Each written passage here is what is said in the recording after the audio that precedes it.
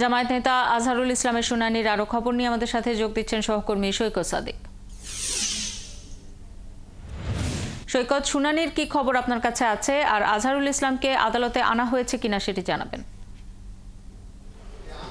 শাওন, গত 26শে ফেব্রুয়ারি কিন্তু এই ৭১-এর মানবতা বিরোধী অপরাধে যে দণ্ডিত হয়েছিলেন, যে মৃত্যুদণ্ডের রায় পেয়েছিলেন জামায়াত নেতা এটিএম আজহার, সেই রায়ের বিরুদ্ধে তার করা যে আপিল, সেই আপিলটা গত 26শে ফেব্রুয়ারি যে আপিলটা করেছিলেন তার শুনানি কিন্তু আজকে নির্ধারণ করা হয়েছে। এবং কিছুক্ষণ আগ পর্যন্ত আমি আপিল বিভাগে গিয়েছিলাম এবং সেখানে তার যে মামলার আজকে যে শুনানির যে তালিকাটা, কার্যতালিকায় তার এই মামলাটা রয়েছে, আপিলটি রয়েছে ২৮ নম্বরের আপিল রয়েছে। এবং সকাল থেকে ডক্টর সৈয়দ রেফাত আহমেদের নেতৃত্বাধীন প্রধান বিচারপতি নেতৃত্বে আপিল বিভাগ, সেখানে ২৩ নম্বর পর্যন্ত মামলা চলেছে।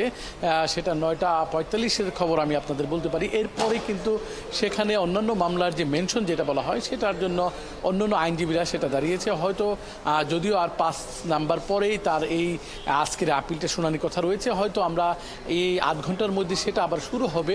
আপনি আবার যেটা বলছিলেন যে তাকে এই আদালতে হাজির করা হয়েছে, না, এটিএম আজহারকে তাকে এই আপিল বিভাগে হাজির করা হয়নি। তার পক্ষের আইনজীবীরা রয়েছে, জামাতের যে আইনজীবী রয়েছে তার পক্ষে শিশির মুনির রয়েছে এবং অন্যান্য আইনজীবীরাও রয়েছে। এবং আমরা পরবর্তী শুনানিতে আমরা জানিয়ে দিতে পারবো আজকে যে শুনানি হবে সেই শুনানিতে তারকে আজকে রায় দিবেন কিনা, না বা তার মুক্তির বিষয়ে যে আবেদনটি করেছেন সে রায় দিবেন কিনা না, এবং সেটা পরবর্তী দিন এটা রায় ধার্য করা হবে। রায়ের দিন ধার্য, সেটা কিন্তু শুনানি হওয়ার পরেই সেটা আমরা আপনাদেরকে পরবর্তী শুনানি ধার্য করে দিতে খবর রাখতে থাকুন সৈকত সাদিক। নিশ্চয়ই পরবর্তীতে শুনানি যখন হবে আপনার কাছে আবারও ফিরবো। আমাদের সাথে যুক্ত ছিলেন সহকর্মী সৈকত সাদিক।